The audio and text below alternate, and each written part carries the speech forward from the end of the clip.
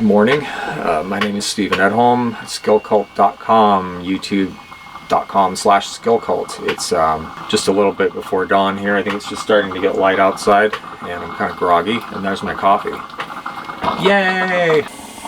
So welcome to Axe Wednesday. I'm going to do Axe content every Wednesday since I already release content on Wednesdays, and I have a lot to talk about Axe-wise. There's a lot of material I want to cover for the Cordwood Challenge, which only has about 5 months. June 1st is kind of the deadline. So yeah, there's a bunch of stuff I want to cover, and even with that, if I do one video a week, looking at like 3 to 4 months of content, and that's probably just going to grow. I would say probably for the next 6 months, every Wednesday will be Axe-related material.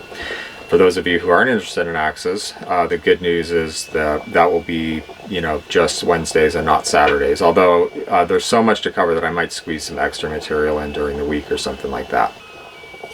It's been rainy and snowy a lot, and I haven't been able to shoot video outside, so we're going to do this quick discussion today on what to expect, or what a person could expect doing the Cordwood Challenge and kind of stuff related to that. I think it's an important video for people who are planning to do it because, yeah, it's good to know kind of what you might be able to expect, although that experience is going to be very different for different people, and that's a great opener right there, because it's going to be entirely different for different people, and it's going to change for any given person. So something I've been thinking about a lot for a few years here is just how different your experience of doing any activity or experience anything, it's just completely different depending on your attitude and your preconceptions and stuff like that. So that's really important here, I think, because those conceptions are going to change, and how much you look forward to it or not look forward to it when you go out to work, and how you perceive the activity while you're doing it has everything to do with all that stuff, like what you think it's going to be like even before you go out there, for instance. So let's say I spend 500 calories doing 3 different activities, playing basketball, chopping wood, and moving bowling balls back and forth across the lawn just to move them back and forth. So you have 10 bowling balls, and you have to pick them up, carry them across the lawn, set them down one at a time, and then do it all over again until you expend 500 calories. Or you play basketball, or you go out and use an axe. So your experience of those things is going to be entirely different depending on your, what you like to do and how you perceive that. Just your pre-prejudice about like what is and isn't work. I mean, it's just going to, for most people, it's just going to be perceived as useless work to carry bowling balls for no particular reason. On the other hand, if someone is really into fitness, they might actually do that for fun and think that's just a great activity, or maybe it's not fun, but it's like something that they want really bad. They really want to be in shape, and so carrying heavy objects, like maybe they'll do it quickly and with enthusiasm. And someone else, you take a teenage girl and have her do that, and she's going to be like, oh my God, I'm so sure. And, you could see any of those activities the same way. There's people that hate sports, these people that are always avoiding PE, or they hate team sports, or they hate basketball and they'd rather be playing soccer. So your perception of it is entirely, it has everything to do with your experience of the activity. Now, I think it's good to keep that in mind, and again, in this case, that perception and that experience is going to change over time. How much work is it? Well, that totally depends. You could say that there's like a spectrum. So imagine a spectrum of, like, if I take someone who has no clue about using an axe at all, which is most people, say one of my neighbors or something, I hand them an axe and I say, cut that tree down and cut it up into firewood. Take the limbs off and cut it up into firewood and split it. Well, I could come back 2 days later and they're going to be, they'll have quit or broken the axe or whatever, I mean, it's not going to go well. Extreme inefficiency. So on the other end of the spectrum, over here, we're going to have like competition choppers and professional lumberjacks. I mean, I don't know if there's any professional lumberjacks in the world that still use mostly axes. I would imagine not. But that's what I'm talking about, those kind of level of people. And people that do timber sports, they do axe racing and stuff like that. So that's the other extreme of like extreme efficiency. So obviously I can't tell you, how much work it's going to be, because we don't know where you exist on that spectrum. But of course, the point of the Cordwood Challenge is to move us further towards this end of the spectrum. So that also is going to change over time. And this has everything to do, with efficiency, basically. And efficiency is a complicated subject in itself, but let's just say that, you want to make every blow count, and that you can't do that. I mean, no one can do it perfectly ever, forever. I mean, it's just not it's not that kind of activity. We're imperfect machines. But you can get closer and closer to shaving off inefficiencies and hitting the exact the exact spot that you want to hit and all that. But there's also more to efficiency. There's also, efficient use of it. And when I'm talking about efficiency, I'm not talking about time efficiency. I'm not talking about how much wood did you get cut up in an hour. I'm talking about how many calories did you expend and how much do you have to show for it. And those two overlap and interplay, but they're not the same thing. So in terms of energy efficiency, a really important factor is just, it's as important, or probably more important, what you're not using, like what muscles you're not using versus what muscles you are using. So theoretically, you could trim down the amount of energy you expend, right, to really close to being perfect, like that you couldn't trim off anymore. So aside from your aim, say like the strategy and executing that perfectly, just the amount of energy you expend picking up an axe, swinging it, and hitting into a piece of wood and effectively cutting deeply, because of your technique, you could trim that down to a minimum amount. But you could also, again, with someone who's not experienced with doing any activity, they're going to waste a lot of energy doing that motion that doesn't need to be used at all. My go-to example for that is I was trying to teach a couple of friends how to make a hand drill fire, which is where you spin a stick and a board, and they were expending huge amounts of energy, and this went on for at least a week. Every day we'd work on it, and they weren't even getting smoke, and these guys were probably bigger than me at the time. I think, yeah, both of them were probably bigger and stronger than me, and I could take that same kit and get a fire in one pass down the drill, like start at the top, and I was probably floating a little bit, never mind, we don't need to go there right now. Anyway, I could get a fire of the thing super easy, and they weren't doing anything, but they were expending huge amounts of energy with no result. Okay, so it's the same thing, and a lot of that energy can just be tension and wasted energy. So they were using energy all over their bodies that they didn't need to, and I was just relaxed, and the only thing was working for me were the muscles I needed to get that energy where I needed it. So that's going to change too, again, over time. And again, this is why we do it. How do you get better at something you're not good at? You do it. Don't avoid it. Do the thing that you're not good at more, if it's something that you want to be good at, which, again, is like a presumption we make of anyone who would do the Cordwood Challenge. So in terms of the energy expended and how much work it is, it's not as much as you might think, and it will get to be less and less. I really noticed that after I was in maybe a quarter more, I started last year, I started to notice when I was tense and wasting energy, and part of that was just because I would get into my work for a while and then I would start to tire, and I'd notice I need to conserve energy, like that would be a mental thing, and then I would notice that I was actually really tense and it was throwing my aim off anyway, and I would start to learn to relax, and then eventually that relaxed state became more of my default chopping mode. And in terms of just overall, how much work is it for the season, I thought I would be ripped by the end of cutting a cord of wood, but it's really not that much work. If you pack that into a short space, I mean, sure, you could definitely see some muscle gains or whatever, but I didn't see anything that I really noticed, and I wouldn't get sore. I mean, I'm a pretty efficient chopper. I mean, I was medium efficient coming out of the gate, but I was way more efficient when I was done. But I would say probably wouldn't get sore unless I chopped for well over an hour at a time. If I chopped for 2 hours, 3 hours, then I would feel it the next day. But I rarely chop that much. I would usually just go out for an hour, maybe an hour and a half, maybe 2 hours.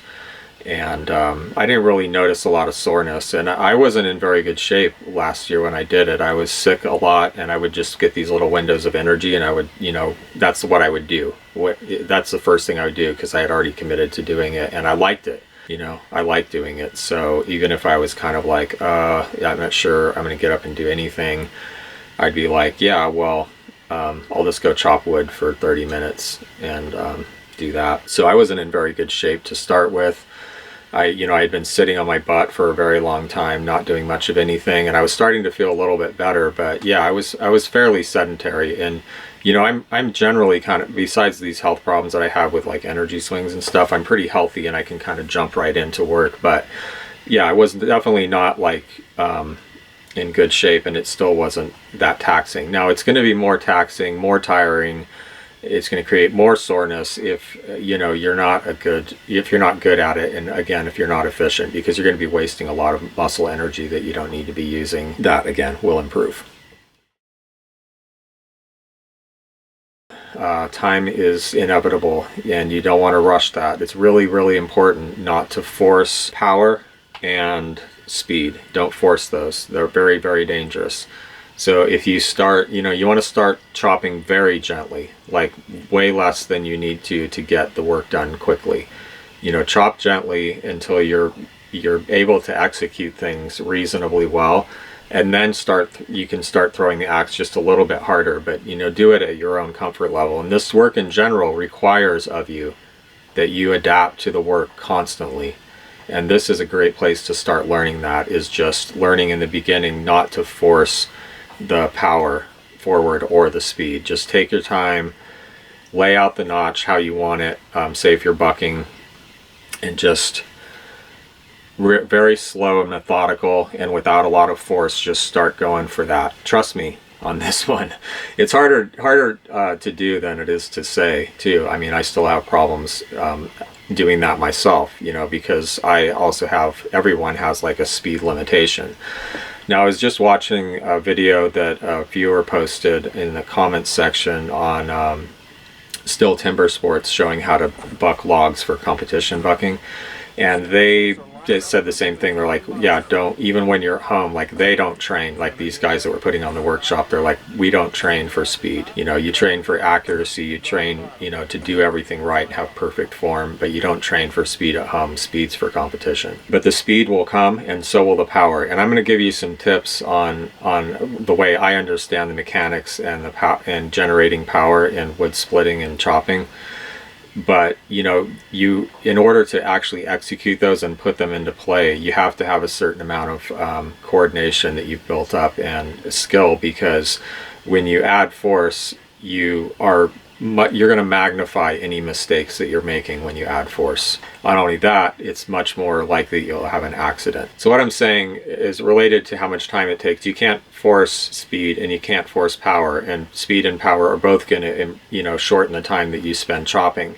And you just have to constantly adapt to this work no matter what. Like, you're going to run into situations all the time. Like, you have to be constantly aware, constantly engaged, and constantly ready to slow down, even if you're trying to go fast. You just have to adapt to the work, because it's just unsafe and ineffective not to. So the sum of all that is that you'll improve over the course of the project. You will spend less time per amount of wood put up, and you will expend less energy for amount of wood put up. The work is only moderately aerobic, unless you really are going for a lot of speed. And also, if you're chopping for a long time, like through a larger log, you'll start to breathe more heavy. But I find that I'm never stopping and gasping for breath, or feeling like the soreness you get from breathing really heavy through your mouth when you're exercising hard. None of that stuff. Usually it's just very pleasantly moderately aerobic to me. I really like the pace of the work. And another thing you can expect that I didn't expect was that it's a really relaxing, de-stressing activity. We know that using an axe someone did this study of different activities, and using an axe, or maybe it was splitting wood, I don't remember which, I need to look it up, was the thing that raised testosterone levels the most. Okay, so I mean, especially for men, I think we're built for fighting and hunting. We have we're stronger than women. We have better depth perception and hand-eye coordination usually, and that's all for a reason, you know. So we need an outlet for that kind of stuff, and axe work is kind of the perfect thing because it's destructive, but it's also, you know, constructive, and it's really relaxing. So it's a really interesting activity. I don't really know anything else like it because you have to be super engaged and super focused and aware, and that has a certain calming effect on your mind, right? Like it kind of gets rid of a lot of the chatter. You know, the monkey mind is what the Buddhists call it. The monkey mind that's constantly, like, you know, playing music in the background and having little conversations and worrying about stuff and all that. So a lot of that falls away out of necessity because of the, you know, level of concentration that's required. But at the same time, it's destructive. So it kind of helps tame that monster, or it feeds that monster in us as men in a way that's really positive and constructive, I think. But whatever the case, there's just this sort of Zen thing about it where you have to relax, you know, in order to do it well and be efficient. You have to relax most of your body, and you have to focus and drop away some of the stuff of daily life that clutters up your mind. And also there's this thing that you get in sports in general. I think the best example is the Zen archers, where they don't aim down the arrow and do it like this mechanical aiming thing, like, okay, I have, you know, an arrow and it's this weight and it's this flexibility, and it, you know, the kind of like scientific approach to archery. Their thing is, you know, they're just like, become the target, and when the time is right, you let go of the arrow. And it's more of a conceptual experience of doing that, and you kind of have to do that when you're chopping. I mean, you could say, okay, I want to hit that spot, and I'm going to do all this stuff to get there and get there perfect. But in the end of the day, it really doesn't work that way. It's more like you're building, your internal computer is building up like an understanding of this whole problem and the coordination required, and you start to get a physical memory, and really you just have to get out of your way. I mean, the things that we could do, like any one of us could do, if we could get out of our own way and just let the part of us that can just do that thing without, you know, much experience, is amazing. You know, I've seen stuff like that happen where someone just went from 0 to 60 just because they somehow were able to get out of their own way and stop overthinking things. And so it's kind of like that. I just noticed when I'm chopping, I'm not really, you almost get on like an autopilot. It's like you're concentrating, but you're not, it's not so much like an intellectual process. You're just getting out of your way, and you're just like becoming the axe, you know, and where the axe is going to go. And I just think that's a really good place to be mentally. You know, I think it's very relaxing, and some of you probably know what I mean, and I can't really explain it any better. I think that's it for today, and that's kind of what you can expect. You can expect, if you're very low experience, you can expect it to be very frustrating in the beginning. It just is. It's really frustrating, and then as you get into it, it's just going to get more and more fun, just like anything else. You know, it's fun to do something that you're good at and that works, you know, and it's not fun, and it's frustrating to just beat on something and not make much progress. But when you start getting it dialed and you start throwing big chips and things go according to plan, and you can walk up to that log and just be like, there's no mystery left, you know, you're like, okay, well, I can do this, I can execute this notch really well. And you know, you might go astray a little bit, but you know what you're doing, you know it works, you've proven it over and over, and it just starts to go easy, and it becomes a lot more fun. And to me, it really is fun. I don't know how other people experience it. This is all a big experiment, so you guys will have to let me know what your experience is, starting from wherever you're at and where you end up. So yeah, look forward to Axe Wednesdays, and my apologies ahead of time for those people who don't want to hear anything about axes, but at least now you know it's on Wednesdays. And also my apologies to anyone who is waiting for content on Axe Wednesday and doesn't get it, just in case I don't pull it off, which is very likely to happen once or twice, I think. But I think we can do it for the most part. And I have a lot of really interesting, good content, I think, that can be very helpful to some people. Let's hope so. Anyway, you'll be the judge of that, not me. So I'll see you around.